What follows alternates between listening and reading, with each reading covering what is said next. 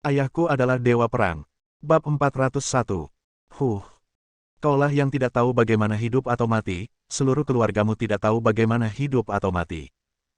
Ini adalah suara yang kekanak-kanakan, dan kemudian bayi kecil yang lucu itu bertanya dengan gembira, "Ayah, apakah aku berhak memarahinya seperti ini?"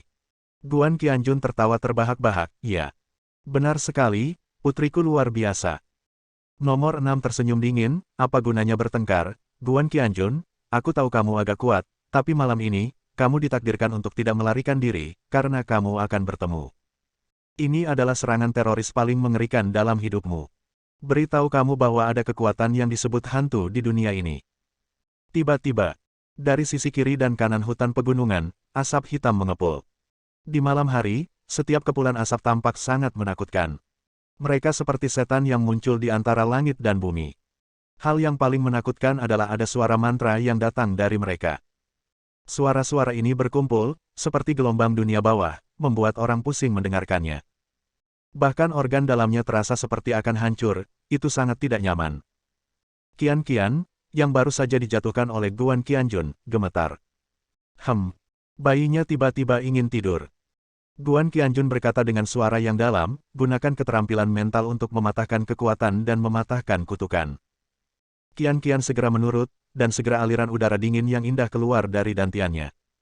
Dalam sekejap, rasa pusing seperti itu sudah hilang. Tiba-tiba, di sekitar hutan, terdengar lagi suara benturan. Ada banyak sekali orang yang melewati hutan dan mendekat ke sini. Kemudian, Qian berseru, "Wow! Ayah, lihat ke sana, ada banyak sekali hantu." Memang benar demikian. Dari hutan di depan, sosok-sosok gemetar yang tak terhitung jumlahnya tiba-tiba muncul. Di malam yang dingin dan sunyi, mereka menundukkan kepala dan lengan, memutar bahu, dan berjalan dengan tangan kiri dan kaki kiri selaras, serta tangan kanan dan kaki kanan selaras, sangat mirip dengan boneka yang diikat dengan tali. Seluruh tubuh mereka memancarkan aura yang sangat dingin. Ini seperti es batu yang berjalan. Namun rasa dingin di tubuh mereka jauh lebih dingin dari es batu. Bahkan Wang Cai sangat ketakutan hingga dia gemetar, merengek dan merayap, lalu berbalik ke belakang Guan Qianjun. Tak jauh dari situ, dalam kegelapan, sesosok tubuh panjang berwarna kuning mendengus bangga. Qian meraih erat lengan baju Guan Qianjun, "Ayah, menurutku mereka sangat menakutkan." Guan Qianjun bertanya, "Apakah menurutmu mereka lebih kuat, atau naga yang kita temui?" Qian berseru, "Itu pasti seekor naga." "Ya." Guan Qianjun mengangguk, "Yang disebut prajurit Yin ini, meskipun mereka berlipat ganda, bukanlah tandingan naga. Naga dapat meledakkan mereka dengan hembusan nafas naga."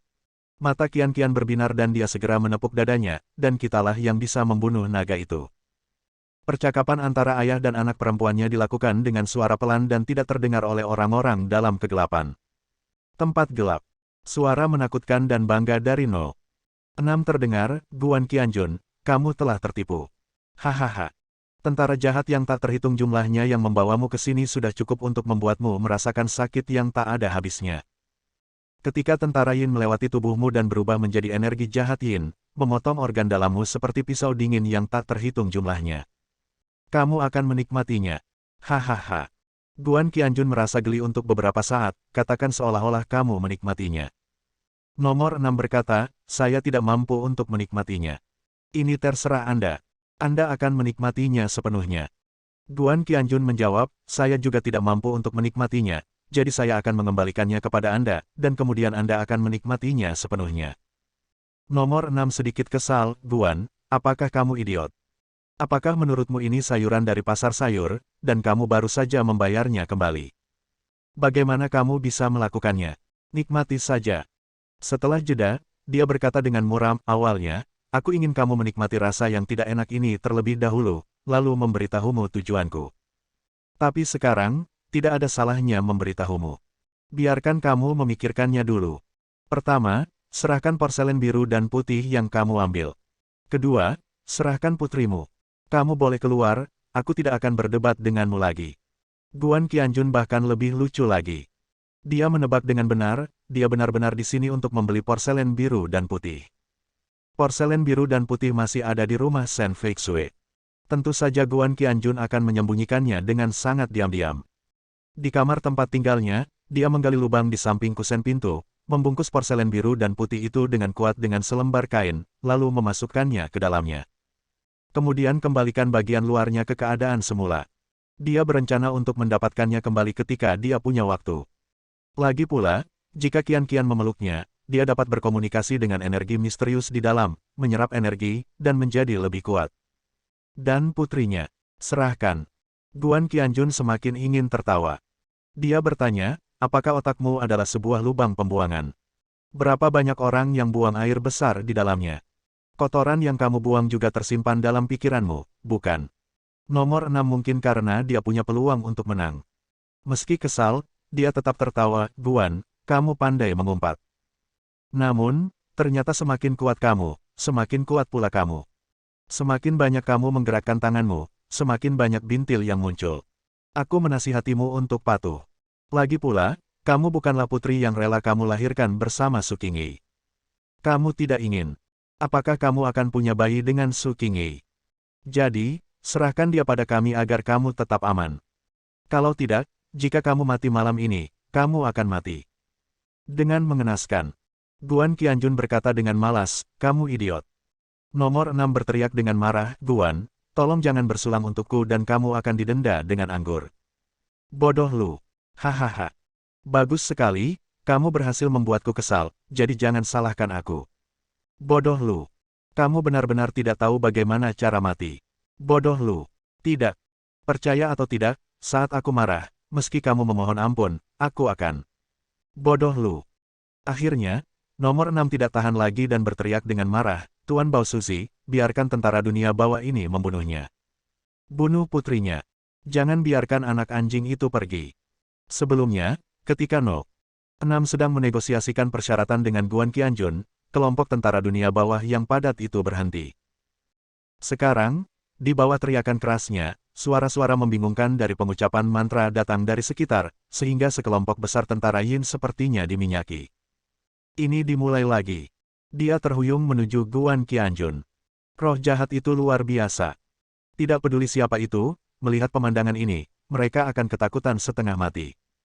Dalam kegelapan, suara menakutkan dari No. 6 terdengar lagi. Guan Qianjun, pernahkah kamu melihat ini? Ini adalah rasa sakit yang belum pernah kamu rasakan sebelumnya. Seperti kata pepatah, hanya ada 300 tentara Yin. Artinya, tidak peduli seberapa kuat seseorang, dia tidak dapat menahan invasi dari 300 prajurit Yin. 300 roh jahat akan membuat seluruh tubuhmu hancur. Idiot. Guan Qianjun menyelanya untuk kesekian kalinya, lalu berkata dengan malas, aku telah merasakan sakit seperti ini, dan aku telah merasakan sakit yang 100 kali lebih parah dari ini. Ingat apa yang baru saja aku katakan. Malam ini, kamulah yang mencicipinya, bukan aku. Sebentar lagi, tentara Yin ini akan membuat lingkaran kecil dan mengelilingimu. Bahkan itu benar. Penuh dominasi. Bab 402. Hahaha. Beraninya kamu mengucapkan kata-kata bodoh seperti itu, orang bodoh sepertimu yang buka mulut. Kamu mungkin hanya ingin aku tertawa sampai mati agar kamu bisa mewarisi Huabeiku. Batas Huabeiku tidak rendah, kamu tidak bisa melakukan ini. Orang yang meneriakkan kata-kata ini bukanlah nomor 6. Itu Bao Suzi. Nomor 6 diikuti dengan senyuman sinis, Guan Qianjun, otakmu benar-benar gila. Tahukah kamu siapa yang mendorong tentara jahat ini untuk berurusan denganmu? Itu adalah pendeta Tao terkenal di Longhumen. Prajurit Yin itu seperti budak keluarganya. Begitu lingkaran sihir dikerahkan, ia sama kuatnya dengan harimau. Satu-satunya yang bisa dibunuh adalah kamu. Kupikir kamu juga dari klan Longhu. Kamu adalah juga dari klan Longhu. Kamu juga. Tiba-tiba, nomor 6 seperti repeater. Dalam kegelapan, seluruh wajahnya menjadi terpana. Masih sedikit bengkok. Kemudian, dia berteriak dengan panik, Bao Suzi, apa yang sebenarnya terjadi? Kenapa? Apa? Tentara jahat itu benar-benar membuat lingkaran kecil dan menuju ke arah kita. Ini. Aku akan memotongmu. Nomor 6 memandang ke depannya dengan tidak percaya. Bao Suzi, yang berdiri tidak jauh di sampingnya, juga memandangnya dengan tidak percaya. Nomor tim 6 tampak bodoh. Senyuman di wajahnya membeku. Ini. Terlalu aneh, bukan? Awalnya, di bawah hidung mereka, sekelompok besar tentara Yin yang telah menekan ke arah Guan Qianjun dan yang lainnya berbalik sedikit dan bergerak ke sisi ini untuk mengepung mereka. Mereka masih menundukkan kepalanya dan terus menggoyangkan lengannya dengan bahunya. Zombie gaya. Namun, sosok mereka sangat tidak menentu dan seram, bahkan terlihat lebih menakutkan daripada zombie. Tiba-tiba, angin suram bertiup lewat, memungut daun-daun berguguran yang tak terhitung jumlahnya dan menggulungnya menuju nol. 6 dan mereka. Tamparan di wajah sebenarnya sedikit menyakitkan. Tidak peduli itu nomor 6, Bao Suzy atau siapapun, mata mereka semua tercengang. Ketika mereka sadar, mereka tiba-tiba mengeluarkan seruan yang menyayat hati. Awalnya, tentara Yin itu masih agak jauh dari mereka, tapi tiba-tiba sangat dekat. Apalagi masing-masing dari mereka mengangkat wajahnya. Wajah mereka dipenuhi udara hitam, dan daging mereka yang membusuk terlihat samar-samar. Anda bahkan bisa melihat banyak belatung padat terjerat di dalamnya. Sepasang mata bersinar dengan darah aneh menatap mereka dengan sedih. Nomor 6 berteriak, Bao Suzy. Apa yang terjadi? Apakah mereka mengenali orang yang salah? Atau, apakah mereka tersesat? Jangan kaget, cepat. Biarkan mereka menyerang musuh kita. Tidak menyenangkan salah orang. Tidak jauh. Tiba-tiba, suara jahat Guan Qianjun terdengar, apakah kamu pembunuh terlalu sombong, atau kamu pikir aku tidak bisa mengangkat pisau? Kamu bertarung dengan cara yang tidak serius untuk menciptakan benda sialan ini. Ini benar-benar memalukan bagi dunia pembunuh. Kalau begitu, coba saja. Rasa sakit karena ditembus oleh roh jahat akan melewati tubuhmu. Tidak ada yang bisa hidup. Suara ini lebih dari sekedar jahat. Ini hampir seperti hantu. Tanda seru. Dalam sekejap, semua orang itu gemetar. Bahkan Bao Suzy. Dia berteriak dengan tajam, tidak mungkin, kamu sama sekali tidak memiliki kemampuan seperti itu. Aku pasti telah melakukan kesalahan di suatu tempat. Hanya Sekte Naga dan Harimau kita yang dapat mengendalikan roh jahat dan mengendalikan tentara Yin. Kamu tidak tahu cara mengatur formasi, bagaimana kamu bisa melakukan ini? Dia meneriakkan berbagai mantra dengan cemas dan memerintahkan sejumlah besar tentara Yin untuk membubarkan dan menyerang orang di sana. Namun tidak ada satupun tentara Yin yang mendengarkannya. Faktanya, awan asap abu-abu terus muncul dari tanah, dan kemudian berubah menjadi tentara Yin yang padat. Mereka muncul dalam jumlah besar. Pada awalnya, Bao Suzy menggunakan formasi tersebut untuk memanggil hanya sekitar puluhan ribu tentara Yin. Namun kini jumlahnya tidak hanya puluhan ribu, tapi juga ratusan ribu. 100.000 tentara Yin mengepung kurang dari 10 orang yang gemetar semakin hebat. Setelah bertahun-tahun berperang, mayat ada di mana-mana. Hanya tulang. Tidak ada kuburan. Hanya berita buruk tapi tidak ada jiwa. Kemana jiwa pergi? Kemana jiwa pergi? Petik 2. Darah menetes, hantu di mana-mana. Di mana? Kuburanku. Tidak ada kuburan, tidak ada makam, tidak ada kerabat. Jiwa yang kesepian. Hantu liar. Betapa melankolisnya. Dari aura kejahatan yang padat dan pekat, semburan tangisan hantu bisa terdengar. Penuh dengan kebencian dan kesepian, yang membuat Guan Qianjun merasa sedikit patah hati. Mau tak mau aku memikirkan hari-hari di medan perang. Keberhasilan seorang jenderal akan menyebabkan ribuan tulang mengering. Qian dengan cepat naik ke pelukan Guan Qianjun dan memeluk lehernya erat-erat. Wang Cai sangat ketakutan sehingga dia bergegas dari belakang dan mengaitkan bahu Guan Qianjun dengan kedua cakar kecilnya. Guan Qianjun mengangkat kepalanya sedikit dan melihat ke sebuah dahan. Di dahan ada seekor binatang kecil yang berdiri tegak. Itu adalah musang kecil. Ia benar-benar mengangkat kedua cakar depannya dan menyatukannya, seolah-olah berdoa kepada Buddha dengan tangan terkatup. Ekspresinya serius dan penuh keanehan. Orang lain tidak bisa melihatnya, tapi Guan Qianjun bisa. Seluruh tubuh musang kecil itu memancarkan cahaya gelap. Cahaya ini aneh dan menakutkan, seolah tak terduga. Seolah-olah ada tangan raksasa tak terlihat yang mengelilingi musang kecil itu, merobek kekosongan. Muncul lubang hitam yang seolah menyembunyikan jutaan hantu. Cahaya yang dipancarkan dari lubang hitam sepertinya menyatu dengan sedikit gas dingin yang menembus lembah di sekitarnya. Dan cahaya serta gas dingin sepertinya berubah menjadi benang yang tak terhitung jumlahnya, mempengaruhi tentara Yin yang tak terhitung jumlahnya. Syarat yang diajukan Guan Qianjun kepada musang kecil sebelumnya sangat sederhana, yaitu biarkan dia membantu memanggil tentara Yin. Sejak kepala bagian keamanan menceritakan kisah tentang tentara Yin yang melintasi perbatasan, Guan Qianjun mencabut bulu kakinya untuk membuatnya memikirkannya. Orang-orang itu hanya ingin menggunakan roh jahat tentara Yin di lembah tentara Yin untuk menghadapinya. Jadi, mengapa tidak memperlakukan orang lain dengan cara mereka sendiri? Meskipun Guan Qianjun sepenuhnya mampu menghadapinya, sejak musang kecil muncul, dia harus sedikit santai. Saat ini, Bao Suzy masih melakukannya. Melihat lehernya yang memerah dan tebal, dia mungkin menahannya sampai Yoneda pun menekannya. Taisang Laojun sama mendesaknya dengan hukum. Kamu harus mendengarkanku dan mundur. Semua yang menghadapi pertempuran berbaris di depan. Mundur. Mundur. Ibu, ibu, bujuk, tumis daun bawang dan daun bawang, tidak. Bujuklah. Dharma itu sekuat naga, siapapun yang melanggarnya akan diledakkan. Langit penuh dengan dewa dan Buddha, dan para dewa masa lalu, tolong bantu saya. Haleluya.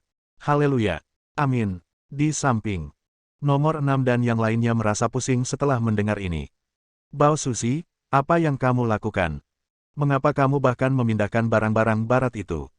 Tahukah kamu bagaimana melakukannya? Jika tidak, keluar dari sini. Sialan. Kupikir orang yang kuundang adalah raja, tapi aku tidak menyangka. Ternyata, nomor 6 meraung histeris, dan Bao Suzy merasa harga dirinya terluka. Dia berkata dengan dingin, saya bukan perunggu. Kamu bahkan tidak layak mendapatkan perunggu. Kamu sampah. Nomor 6 akhirnya tidak bisa menahan amarahnya dan mengusir Bao Suzy dengan satu tendangan. Bao Suzy terus berguling-guling di tanah, dan tiba-tiba, dia berhenti. Dia hampir terguling dari tebing dan berkeringat dingin. Bersambung.